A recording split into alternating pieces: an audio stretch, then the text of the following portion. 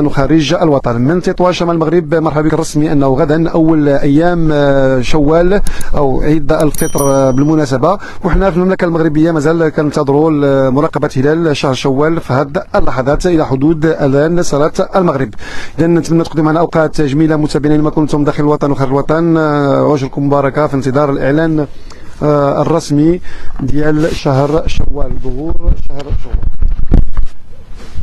من تطوان متابعين اليوم 24 ما كنتم داخل الوطن وخارج الوطن، نتمنوا بالفعل تقضوا معنا اوقات جميله في هذه اللحظات هنا من هذا المرتفع الحزام الاخضر بمدينه تطوان شمال المغرب.